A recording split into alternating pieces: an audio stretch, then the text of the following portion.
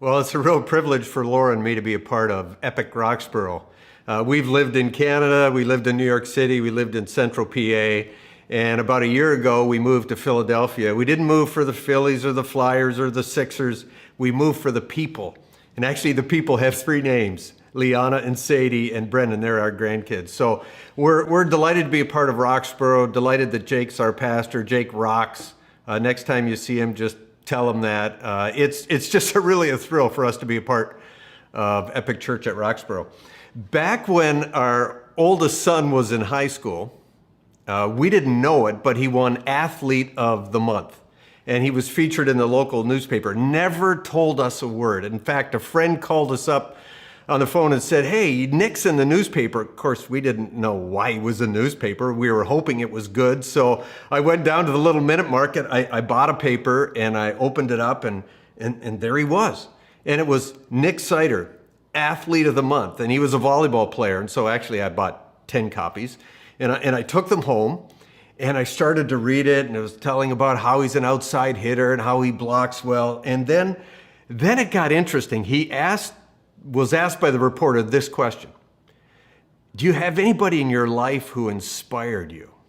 And he said, "Yeah, my mom and my dad." Oh, my heart got full. And then he said, "Both of my parents were great athletes in their day." I mean, that's what he said, in their day. And I thought, Nick. So Nick was at school and he came home at the end of the day and I said, "Congrats, man, this is great, seeing you featured in the newspaper.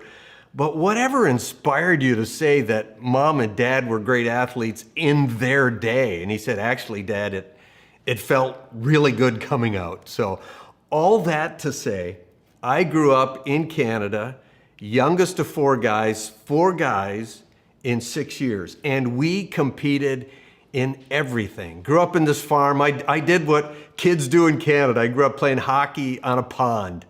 And then I got to high school and I played in the hockey team, I played in the soccer team, I played in the basketball team. In fact, for a couple of years was captain of the basketball team. And I loved to compete. I loved to win. Whether it was a team sport, whether it was an individual sport, I loved that thrill of competition. I loved taking it to somebody. I loved beating somebody. And I loved coming out with the W. Well, we're in this series at Epic saying, I wish I knew, this series of books, I wish I knew this when I was younger. And we kind of look back at ourselves and say, I wish I knew this. Well, there's a lot of things that could be true for me. I wish that, the afro that looked really cool in the 70s doesn't look so cool in 2020. But that's not what I'm going to talk about today. What I want to talk about is this. What I wish I knew was that serving others is winning. I mean, I still like to compete, but it's more like ping pong these days. But in my earlier days, I really liked competition. I liked to look for opportunities to win. I liked opportunities to kind of get ahead, to beat somebody, to whether it was a sport or a position or a title. And other people became my competitors. I mean, externally, I smiled and really was happy around people, but internally, people were competitors to me. And what I wish I knew is that serving is winning. So if you start reading in the Bible, in the New Testament, you come across two guys. Their names are James and John. They're actually brothers, and they become followers of Jesus. So Jesus finds these two guys in their boat along with their dad named Zebedee, and they're mending their nets because that's how they catch fish. So Jesus comes along and says, "I'd like you two guys to follow me." So James and John, but as we discover them a little further, we find they probably had the competitive gene. Like if they were out fishing all night and they caught 350 fish, it was a great night unless somebody caught 375. If they went out that night and they caught 400 fish, it was a fabulous night unless somebody caught 425. They were just competitive like that. So you read about them a little further, and one day they're walking along with Jesus and the other guys, and there's 10 other guys, and they're walking down the road. And I think James and John want to put a little separation between the other 10 and Jesus and them because they wanted a private conversation with Jesus. And here's what they said to Jesus. They said, like, Jesus, when you become king, we'd like to be on your right and your left. Kind of like when you become the president, we want to be the two vice presidents. I know there's 12 of us, but we want to be in charge along with you. And the other followers, the other disciples heard about this, and I don't know how they found out. I don't know who squealed, but they get really ticked off and they get angry at James and John. And so this is a teaching moment for Jesus. And he said, let me tell you for a moment what it really means in life to interact with people. And in the Bible, it's found in Mark chapter 10. And here's what it says. It says, when the other 10 heard about this conversation, the one that James and John had with Jesus, they lost their tempers with James and John. Jesus got them together to settle them down. And he said, here's what Jesus said, you've observed how godless rulers throw their weight around. And when people get a little power, how quickly it goes to their heads. It's not going to be that way with you. Whoever becomes great must become a servant. I wish I knew when I was younger that real freedom is found in serving other people. And Jesus has been teaching me that year after year, that real life is living with a servant's eyes. And it's not like Jesus is saying this, okay, here's one more thing that's going to suck the life out of you. Now you got to serve other people. It's like people who come to you and say, liver is good for you. And if you eat it, you'll be really healthy. And you go, but liver's awful. I mean, it tastes terrible. It kind of gives new meaning to the phrase awfully good. It's not like that. Here's what Jesus is saying. He's saying, if you serve people, it's actually going to release you to a freedom where you don't have to compete with everybody else. But people become individuals to serve and to help flourish and to grow and develop. It's about other people.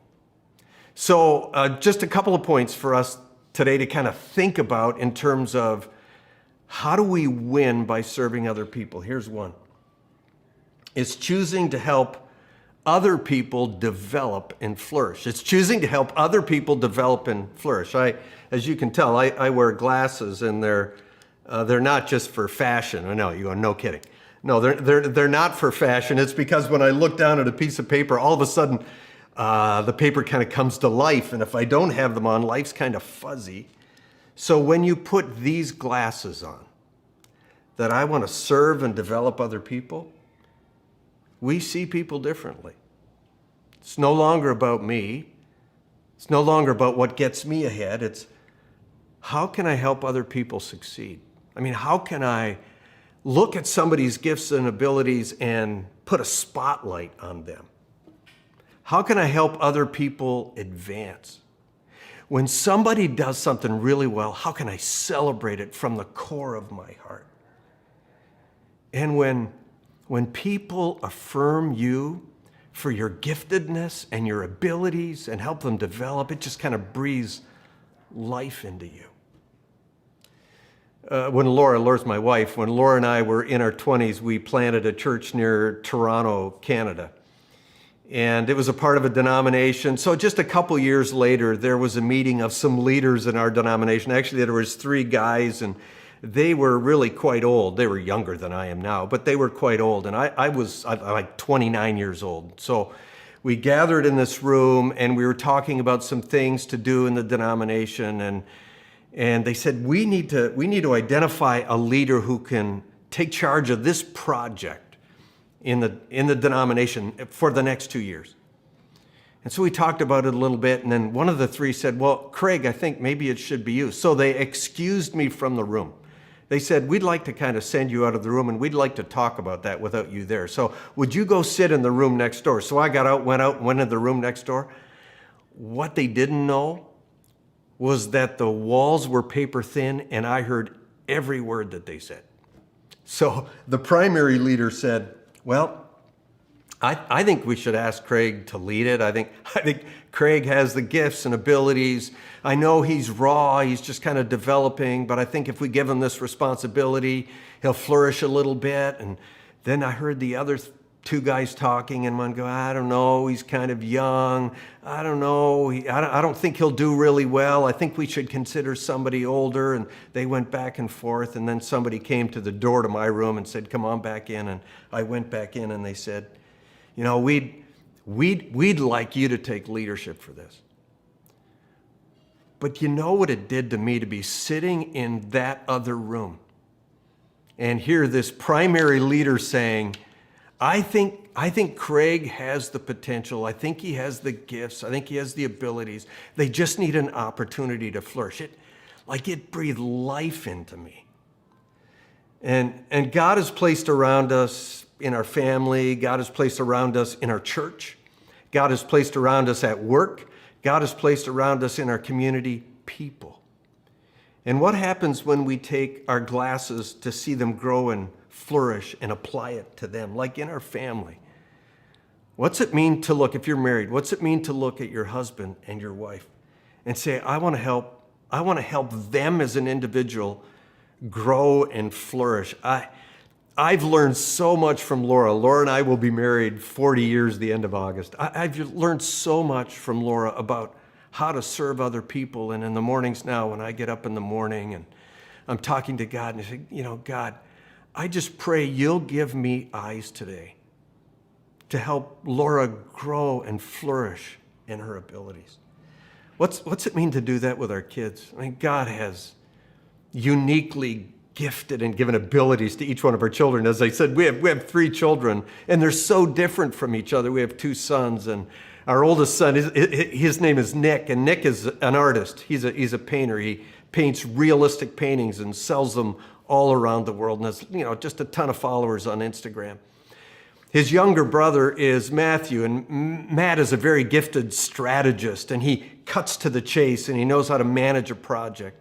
So sometimes I'll be introducing, it'll just be Matt and me, and I'll be introducing him to one of my friends, and I'll say, this is my son, Matt, and they'll go, are you the artist? And he goes, no, that's my brother, and it's a great opportunity for me to say, Matt, God has given you incredible gifts and incredible abilities, and to shine a light on those. What about at work?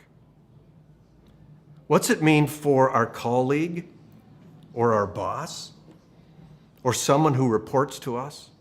To kind of affirm them for the gifts and abilities that God has given to them.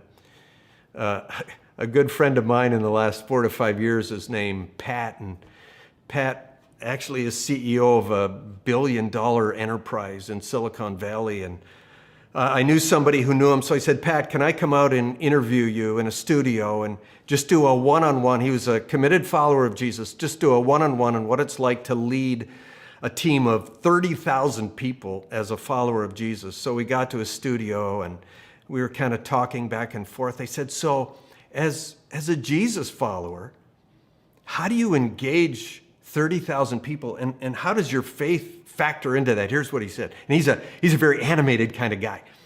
He said, Craig, Jesus is the chairman of my board right here.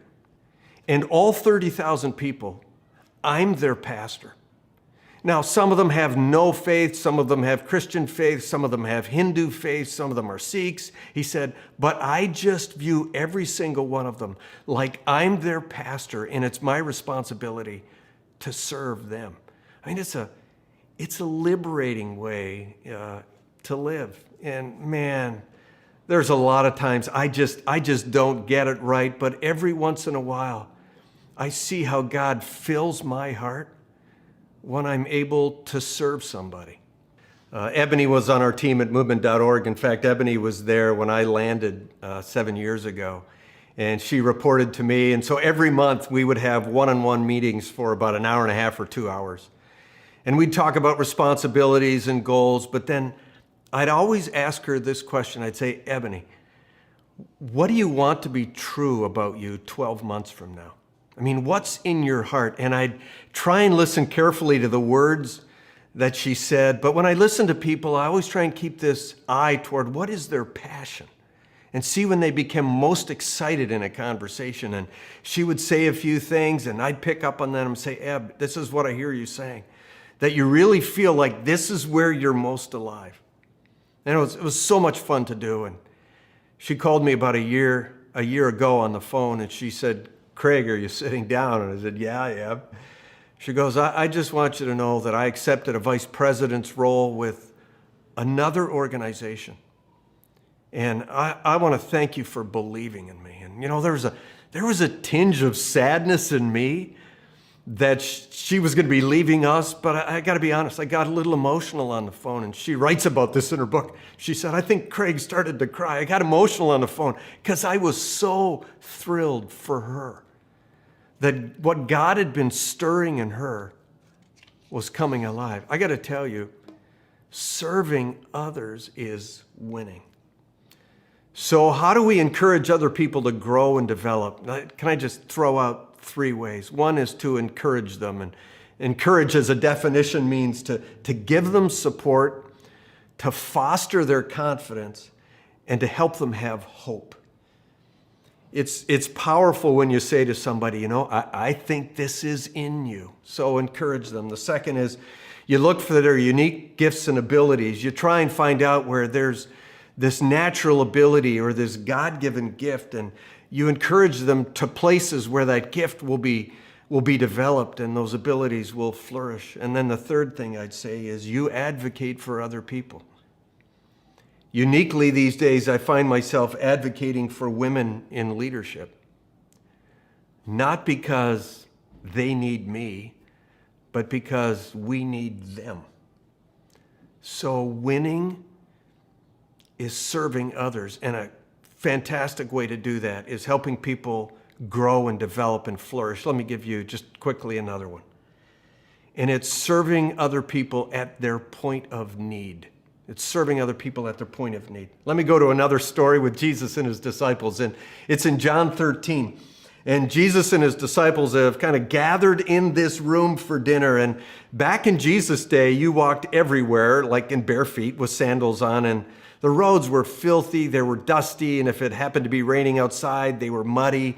So you'd come into this room and your feet were all dusty and dirty. So here were the disciples, and they were ready to eat. But don't picture like the Last Supper with the disciples seated in chairs at a table. They were reclining kind of tables. So if you were reclining this way, your feet were in somebody else's face. So it was really important to have your feet washed. And it typically was the job of the servant, the lowliest servant. So if Jesus is the leader, he's supposed to have people, right? Like he's supposed to be like, feet, come wash their feet. But just as they're starting to eat, Jesus gets up from his reclining place at the table, and he goes over and he grabs a basin with water, and he gets a towel, and he starts washing their feet. And they're like stunned because Jesus is the leader who invited them to follow him. And he stoops down on his knees and he starts to wash their feet. Now here's the deal about washing somebody's feet. You have to get lower than the other person to wash their feet. It's not like when they're washing your feet that they lift their foot up to your chest. No, you got to get down. So it's hard to wash somebody's feet and look down on them. When you wash somebody's feet, you look up at them. And here's what I love about Epic Church, is they're helping all of us, who maybe this is our first Sunday, but maybe we've been here for a while. They're helping each one of us help people at their point of need and respect and honor them in the process. So during COVID-19, as many of us know, a number of people gave money for food, and then a number of people packed up food, and then a variety of people delivered food. And then a number of people followed up on the phone by calling people who received food to make sure it arrived and asked if they could pray with them. And all the while, respecting and honoring people in the process.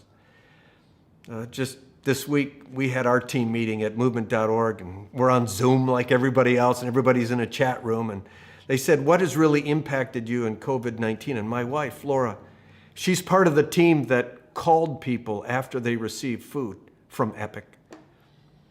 And she said, you know, what made my heart full was hearing how grateful they were for what Epic did for them. She said, I came away as the receiver, not the giver. Serving others, man, it's winning. I've been in leadership positions most of my life, my adult life and even into my teen years.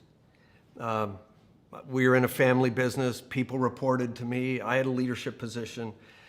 Today, it's my privilege to serve as CEO of movement.org, and I'm learning that the best version of who God has created me to be is when my life is about serving other people. And many times the best way for me to do that is without anybody knowing. I mean, you've all seen photo ops, right? Of some leader who's serving other people, but it's really for the camera. So in many ways, it's not for the other person, it's for our own ego. And Jesus is teaching me there's a joy in serving other people without any title, any position, but just one person created by God helping another person created by God. And I want to applaud Epic for encouraging and helping each one of us serve people at their point of need. That's winning. Serving others is really winning. If I could go back to my earlier self, you know, I'd say, Craig, don't be so competitive with other people. And know that serving people is really the best way to live. Now, let me go back to Mark 10. It's, you know, where Jesus was with James and John, and they asked if they could be the top two guys.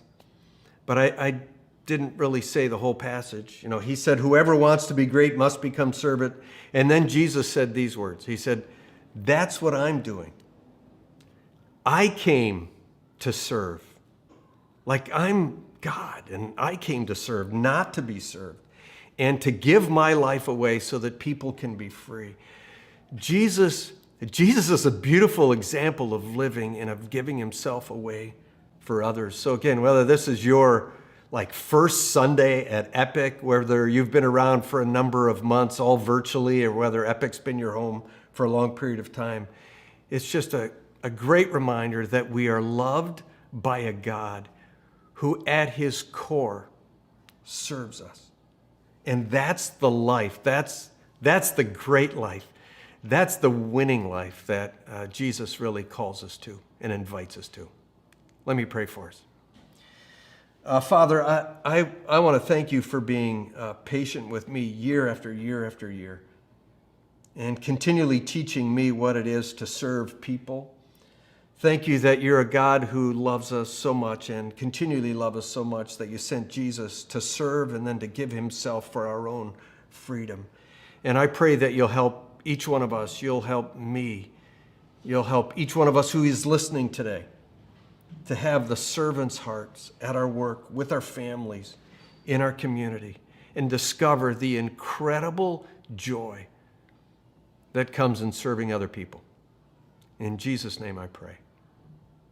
Amen.